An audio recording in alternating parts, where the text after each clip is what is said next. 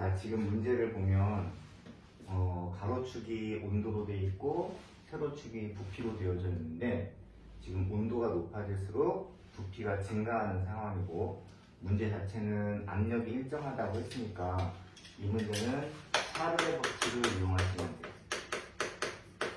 그런데 그 샤를의 법칙을 이용을 할 때 우리가 이제 알아야 될 공식 하나는 뭐였었냐면은 몇 도가 되는지 모르겠지만 나중에 부피를 알고 싶으면 0도씨 때의 부피에다가 더하기 0도씨 때의 부피에 273분의 이 T만큼 온도 변화가 있으면은 이게 나중 부피를 알 수 있는 그런 일반적인 공식이 되죠. 근데 여기는 이 공식을 쓰는 건 아니고 샤를의 법칙의 공식 중에 T분의 V는 T-분의 V-라는 게 있었어요. 다시 말하면 T분의 V 값이 늘 일정하다는 얘기인데 절대 온도가 높아지면 부피도 같이 이제 증가하는 그런 상황이거든요. 절대 온도가 2배가 되면 부피도 2배가 되고 절대 온도가 3배가 되면 부피도 3배가 되고 이런 의미예요. 그런데 이제 문제는 여기가 뭐라고 써있냐면 A 기체하고 B 기체가 같은 질량이 들어있는데 그 두 기체의 부피차가 260ml가 됐을 때의 온도가 몇 도씨인지 그 도씨를 찾는 거예요. 그럼 이제 여기에서는 이 공식을 이용해서 이제 풀면 되는데 간단한 방법은 이런 겁니다. 자, 부피차가 260이 되게끔 만들어 보면 어떻게 되냐면요. 예를 들면 지금 X라는 온도에서 130ml의 부피가 B예요.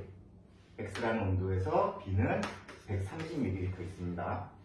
만약에 이 부피가 2배가 되는 지역을 찾는다고 하면은요, 260이 되겠죠. 그 다음에 X라는 온도에서 A 기체는 260의 ml예요. 그런데 이거에 2배가 되면은 쭉 올라가서 520ml가 됐을 때 2배가 되겠죠. 그럼 결국은 520ml와 260ml의 부피를 가질 때 그때 부피차가 260이 되는 거예요. 520에서 260을 빼니까 260이 나오겠죠. 그러면 요때의 온도가 부피차가 2배가 되는데 해석을 할 때 어떻게 해석하냐면은 지금 여기 X의 온도가 있잖아요. 근데 이 X의 온도를 절대 온도로 바꾸는 거예요. 절대 온도로 바꿀 때는 섭씨 온도에다 273만 더하면 되죠. 그러면 X의 온도에다가 273을 더하면 이게 이제 절대 온도가 되는 거예요. 그러면 여기 공식을 보면 절대 온도가 2배가 되면 부피도 몇 배가 된다고 했어요? 2배가 된다고 했죠. 그러면 X라는 도시의 온도를 절대 온도로 바꿨을 때 그때 130하고 260ml잖아요. 그때 요거에 2배, 절대 온도가 2배가 되는 요 지점이 바로 260하고 520이 되는 그런 지점이 되는 거예요. 따라오셨어요? 한 번 더. 지금 X라는 온도에서 A 기체는 260, B 기체는 130이 있다고 그래프에 나와져 있어요. 그런데 이 X라는 온도를 절대 온도로 바꾸는 거예요. 그럼 절대 온도로 바꾸면은 X 플러스 273이 되겠죠. 섭씨 온도에다가 273만 더하면 절대 온도가 되니까. 그럼 이제 이 절대 온도가 된 상태에서 이 절대 온도가 2배가 되는 지역이 여기 있는 130하고 260의 부피가 2배가 되는 지역이라는 거예요. 샤를의 법칙에 의하면 절대 온도가 2배가 되면 부피도 2배가 돼야지만 일정한 값을 유지하는 거니까. 이해되셨죠? 그러면 260하고 520이 되는 이때의 절대 온도가 얼마냐 하면 X 플러스 273에 2배가 될 때 그때의 절대 온도가 되는 거예요. 그럼 그때 부피차가 260ml가 되겠죠.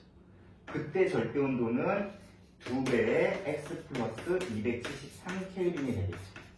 이해됐어요? 그럼 얘 다시 풀면 2X 더하기 546이 되겠죠. 그죠? 그런데 이거는 켈빈이잖아요. 근데 우리는 도씨를 구하고 싶다고 했으니까 도씨는 이 켈빈에서 273을 빼면 돼요. 그러면 다시 쓰면은 2X 더하기 273도에 해당하는 이 온도가 A배하고 기체의 부피차가 260ml가 되는 온도가 됩니다.